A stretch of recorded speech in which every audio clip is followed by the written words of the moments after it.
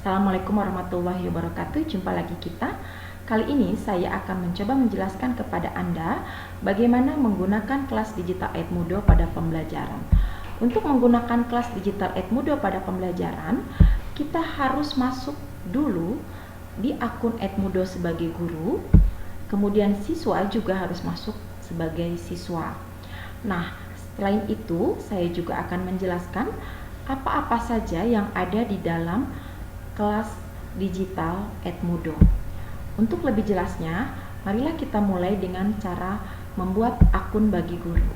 Diawali dengan masuk ke www.edmudo.com. Tampilannya seperti ini. Jika kita tidak ingin menggunakan tampilan berbahasa Inggris, kita bisa scroll, pilih bahasa Indonesia, lalu kita masuk sebagai guru, masukkan email dan juga sandi, tuliskan nama depan, nama belakang, klik yang ini, lanjut, masukkan nama sekolah. Jika kita lewati, tampilannya seperti ini. Tapi jika kita masukkan nama sekolah dan pilih sekolah, maka tampilannya seperti ini. Kemudian kita pilih warna sesuai dengan kesukaan kita. Kemudian mata pelajarannya, materi. Kalau semua mata pelajaran ini ada dalam materi ini ada semua dalam di sini, kita klik aja semua supaya kita tidak pusing. Kita masukkan kelas yang mau kita tuju, lalu simpan. Ini tampilan awal, di mana tampilan awal ini ada beranda, ada kemajuan, library, kemudian di sini juga ada kode. Kode ini bisa kita reset ulang atau kita kunci. Kita ingin mengubah foto. Nah, jika kita ingin memasukkan atau mengubah foto, kita bisa masuk di sini, klik profile, kemudian klik yang ini, masukkan foto kita nanti, maka inilah tampilannya. Ini adalah kode yang sudah saya reset ulang, kode grup saya yang sudah saya reset ulang. Saya masuk ke beranda. Jika kita ingin membuat grup baru, kita bisa klik sebuah grup, masukkan nama grupnya, kelas, dan seterusnya yang ada di sini, lalu kita simpan. Ini adalah tampilan grup yang sudah kita buat. Nah, jika siswa ingin masuk ke dalam grup ini, maka yang harus guru lakukan adalah kita klik pengaturan grup, kita lihat di sini ada kode grup yang harus kita bagikan kepada siswa. Marilah kita lihat contohnya. Kita masuk sebagai siswa di www.edmudo.com. Kemudian kita masukkan kode grup ini kepada siswa. Kita berikan ini kepada siswa dan siswa memasukkannya ke dalam grup, ke dalam kotak ini. Kemudian kita klik nama depan, kita tuliskan nama depan, nama belakang, kemudian nama pengguna menggunakan huruf dengan angka. Jika sudah, maka tampilan di grup ini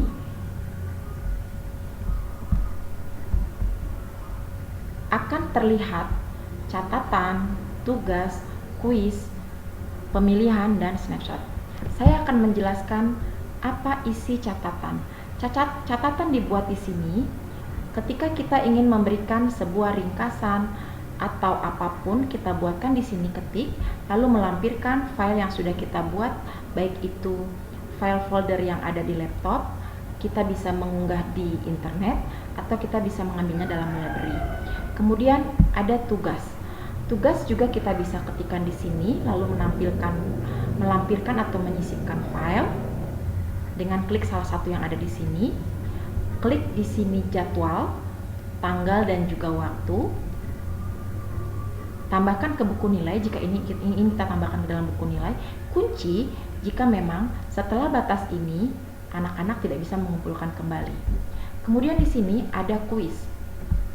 Kuis terdiri dari 5 tipe. Ada kuis pilihan ganda, benar salah, jawaban pendek, isian, dan mencocokkan. Untuk soal berbentuk pilihan ganda, kita lihat tampilannya seperti apa. Ini adalah tampilan untuk soal pilihan ganda. Kita letakkan di sini soal, kemudian di sini ada opsi, di mana opsinya bisa kita tambahkan, bisa sampai E atau D, Kemudian jika jawabannya ada di A, maka klik, tampilannya seperti ini. Jika jawabannya ada di B, maka kita klik, nanti akan tampilannya seperti ini juga. Untuk tipe soal berikutnya adalah soal benar salah. Untuk soal benar salah, kita masukkan soal di sini. Kemudian kunci jawabannya kita buat apakah soal ini bernilai benar atau bernilai salah. Berikutnya, untuk jawaban pendek, kita tuliskan soal di sini. Jangan lupa tambahkan poin karena ini dikoreksi secara manual. Untuk soal isian, maka di sini ada kotak pertanyaan. Di sini ada preview. Nah, untuk pertanyaan soal berbentuk isian, kita tidak menggunakan titik-titik, tetapi kita menggunakan underscore. Contoh, saya mengetik soal di sini, di tengah-tengahnya ada titik-titik, maka di tengah-tengahnya saya berikan underscore. Kemudian ada soal lagi, lalu saya berikan titik-titik lagi dengan menggunakan underscore, lalu saya ketik lagi soalnya. Maka di sini akan tampil kotak 2. Di mana kotak ini harus kita isikan jawaban. Misalkan jawabannya adalah ini, dan setiap jawaban misalkan bernilai 3 atau 4 atau 6 dan seterusnya. Maka secara kumulatif karena kita punya 2 kotak, jika dua-duanya benar maka nilainya 12. Jika salah satu ada yang salah, maka di sini otomatis akan bernilai 6 dan seterusnya. Tipe berikutnya adalah tipe mencocokkan. Untuk tipe soal mencocokkan, maaf sebentar, ini saya hapus dulu. Untuk tipe soal mencocokkan, maka tampilannya seperti ini. Ini adalah kotak soal, ini adalah kotak jawaban.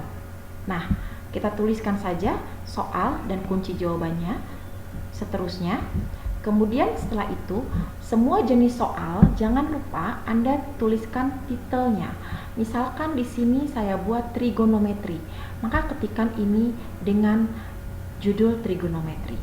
Lalu kuis ini berisi tentang apa? Kita bisa ketikkan di sini tentang trigonometri, aturan sinus. Misalkan seperti itu. Sebelum kita klik selesai, kita lihat dulu atau kita preview hasil dari ketikan ini. Jika kita ingin ngeprint, kita tinggal klik tanda print. Jika kita ingin menampilkan hasil atau anak-anak ingin menampilkan hasilnya, kita klik menampilkan hasil. Kemudian klik juga jika kita ingin mengacak pertanyaan. Jika sudah selesai semua, kita bisa klik tanda selesai. Itu terkait dengan kuis. Lalu, jika kuis, catatan, tugas sudah kita berikan, maka tampilannya di kelas MIPA 1 misalkan, ini adalah komen ataupun tugas-tugas yang sudah dikerjakan oleh mereka. Misalkan, saya ingin memberikan soal tentang aturan sinus dan aturan kosinus. Maka kita bisa melihat siapa saja yang mengerjakan soal ini. Nah, di sini kita bisa lihat, kita bisa klik, kita bisa lihat, mereka bisa mengerjakan di sini. Kita bisa klik di sini. Nah, ini kita klik yang ini, maka muncul nanti jawaban mereka dan kita berikan skornya di sini. Kita balik lagi ke beranda. Nah, jika kita memberikan kuis, ini adalah contoh kuis yang sudah saya berikan kepada siswa di kelas tersebut.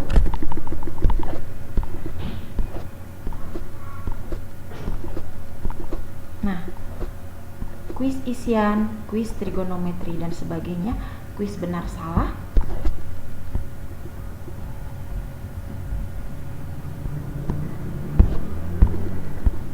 Nah, ini contohnya. Kita bisa lihat kemajuannya. Kita bisa lihat siapa yang mengerjakan dan yang tidak. Kemudian misalkan kuis dengan jawaban pendek, kita bisa melihat siapa saja yang mengerjakan. Ini adalah yang mengerjakan sebanyak 15. Kita bisa melihat analisisnya seperti ini. Kemudian kita bisa melihat kemajuannya. di kelas ini.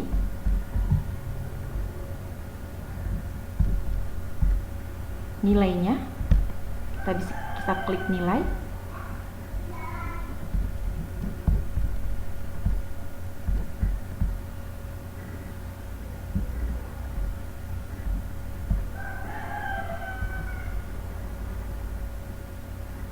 Ya, kita bisa klik nilainya.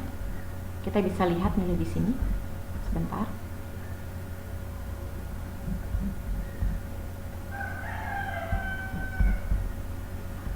Ini adalah nilai-nilainya. Kemudian nilai ini bisa kita lihat juga di Excel dengan cara mengekspor. Nah, ketika kita klik mengekspor, maka kita akan melihat tampilan nilai dari siswa tersebut. Nah, seperti ini. Nah, ini tampilannya seperti ini. Kemudian, kita bisa juga melihat kemajuan mereka melalui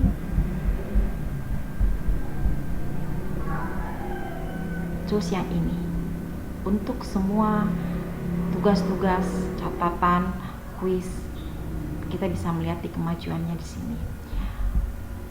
Selanjutnya, ini adalah foto-foto kegiatan siswa ketika saya memberikan tugas untuk mendiskusikan materi yang saya berikan di catatan. Nah, seperti ini. Ini kita saksikan.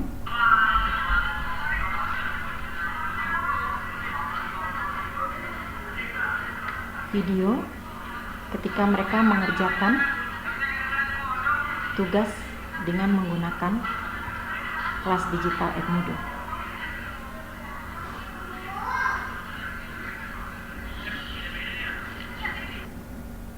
Demikianlah yang dapat saya sampaikan. Semoga pembelajaran kita dengan menggunakan kelas Edmodo, kelas digital Edmodo, dapat memberikan manfaat yang baik kepada anak-anak kita. Terutama saya, ketika saya sudah memberikan kelas Edmodo, maka